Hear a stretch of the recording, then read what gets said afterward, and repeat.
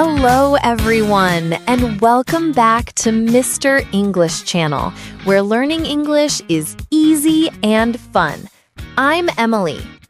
Hey there, Emily. It's wonderful to be here again. How has your week been treating you? It's been quite a productive week, actually. I've been trying to implement some new routines. Ah, that's intriguing. It sounds like you've been on a bit of a self-improvement kick. You could say that. It got me thinking, and I thought it would be a fantastic topic for today's episode. I couldn't agree more. Personal growth and self-improvement. It's a journey we're all on, isn't it? Absolutely. It's about consciously trying to become a better version of ourselves. So before we dive deep into this fascinating subject, we have a small request for all of you listening. Yes, if you enjoy our content, please take a moment to subscribe to Mr. English Channel. And don't forget to give this episode a thumbs up and share it with someone who might find it useful. It helps us immensely. It really does.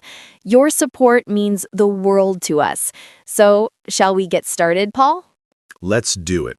Where do we begin with such a vast topic? Maybe with the why. That's a great starting point. Why do people even feel the need for personal growth? I think it often stems from a feeling of stagnation. You feel like you're stuck in a rut, not moving forward. I can relate to that. It's that desire for progress, for momentum in life. Exactly. It's tied to the concept of a growth mindset versus a fixed mindset. Oh, I find that so fascinating. The belief that your abilities can be developed through dedication and hard work. Precisely. A fixed mindset assumes our character and intelligence are static. It's a very limiting belief. It truly is. Embracing a growth mindset opens up a world of possibilities. It's liberating. It is. You start to see challenges not as threats, but as opportunities to learn and grow. And that shift in perspective is the foundation of all self-improvement, isn't it? I believe so. Once you have that mindset, the practical steps, like building habits, become much more achievable. Let's talk about habits then. They are the building blocks of our daily lives. The compound effect of small, consistent habits is incredibly powerful, yet often underestimated. So true. People often aim for massive, drastic changes overnight, which is rarely sustainable. And when they fail, they feel discouraged and give up. It's a vicious cycle. The key is to start small. I've been reading about atomic habits, the idea of making tiny, incremental improvements. Ah, yes, the 1% better every day principle. It sounds so manageable, but the long-term results are exponential. Exactly. Like, instead of saying, I'll read a book a week, you start with, I'll read 1 page a day. That's a perfect example. It's so small that it's almost impossible to say no to. You build momentum. And that leads to another great technique, habit stacking, linking a new habit to an existing one. Can you give us an example of that? It sounds really practical. Sure. Let's say you always make a cup of coffee in the morning. That's your existing habit. Okay, I'm with you. A non-negotiable part of my morning routine. Right? So you stack a new habit onto it. After I pour my coffee, I will meditate for 1 minute. I see. You're using the momentum of the old habit to carry you into the new one. That's brilliant. It removes the friction of deciding when and where to do the new habit. It becomes automatic. This all sounds wonderful, But what about the days when you have zero motivation? That's where discipline comes in. Ah, the age-old battle. Motivation versus discipline. They are very different things. Motivation is fleeting. It's an emotion. It comes and goes. You can't rely on it. But discipline is a system. It's doing what you need to do, even when you don't feel like it. It's a muscle you have to train. It's about showing up for yourself consistently. I like that analogy. Every time you choose the disciplined action, you're making that muscle a little stronger. And it's not about being perfect. Sometimes you fall off the wagon, and that's okay. Oh, definitely. The crucial part is not to let one slip-up derail your entire progress. It's not about all or nothing. If you miss a day at the gym, don't miss two. Just get back on track. Self-compassion is a huge part of discipline, which might sound counterintuitive to some. It's not at all. Beating yourself up for a mistake is counterproductive. It just fosters a negative mindset. Acknowledge it, learn from it, and gently guide yourself back to your path.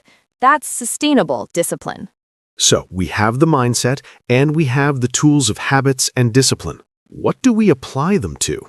That brings us to the exciting part, learning new things, branching out and acquiring new skills. Lifelong learning.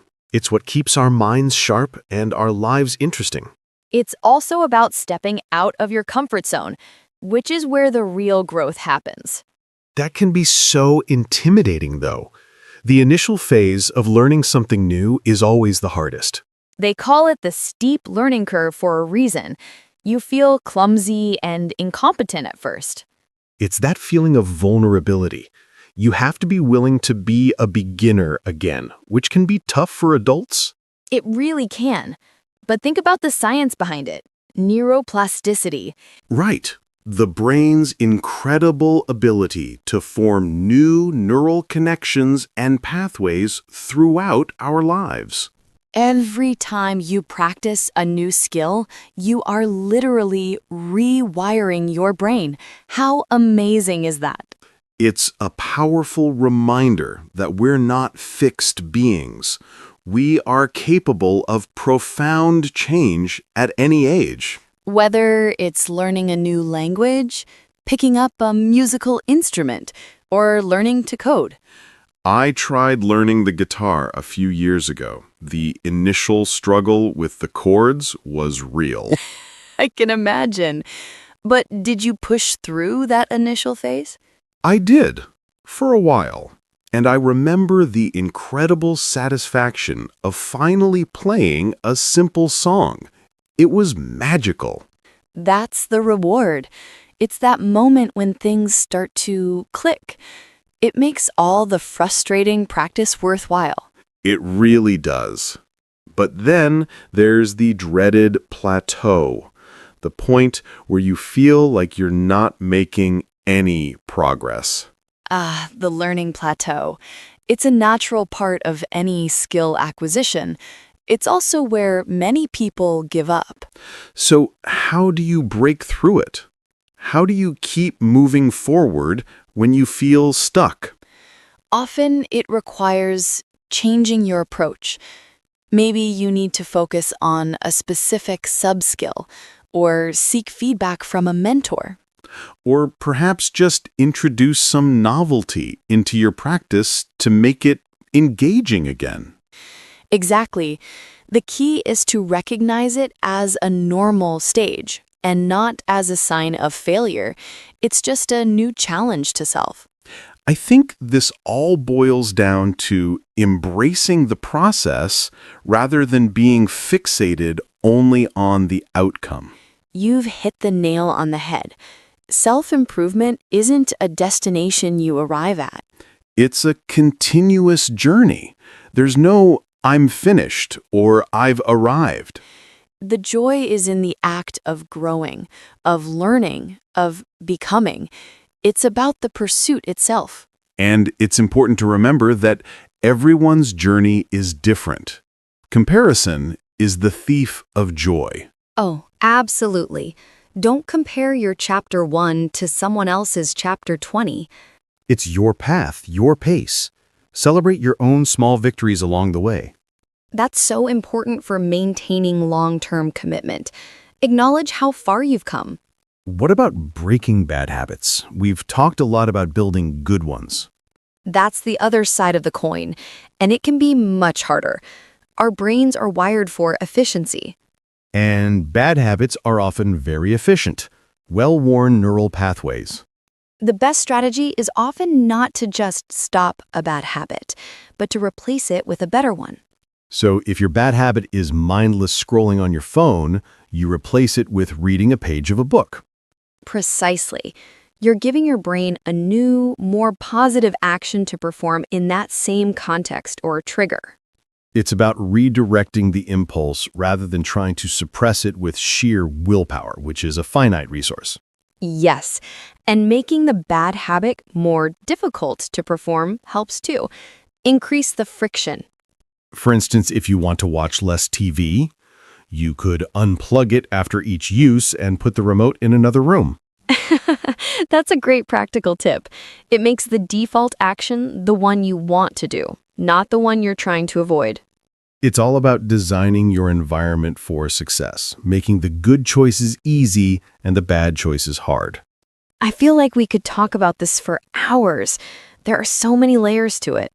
There really are, from mindset and habits to skill acquisition and resilience. But I think the core message is one of hope and empowerment. We have the agency to shape our lives. We absolutely do. It's not always easy, and it requires consistent effort, but the potential for growth is always there. It's a commitment to yourself, a belief that your future self can be better than your present self. And that is a truly motivating thought to hold on to, especially on the difficult days. I agree completely. Well, Paul, this has been an incredibly insightful conversation. It has, Emily. I feel newly inspired to knuckle down on some of my own growth goals. Me too. And we hope all of you listening feel the same way. This journey is unique for everyone, and we would absolutely love to hear about yours. Yes, that's our question for you this week. What is one area of personal growth you are currently focusing on? Are you building a new habit? Learning a new skill? Let us know in the comments section below. We read every single one. And if you haven't already, please consider subscribing to Mr. English Channel and sharing this episode. Your support helps us continue creating these conversations. Thank you all so much for tuning in. It was a pleasure, as always. Until next time, keep learning and keep growing. Bye, everyone. Take care, everyone. Bye for now.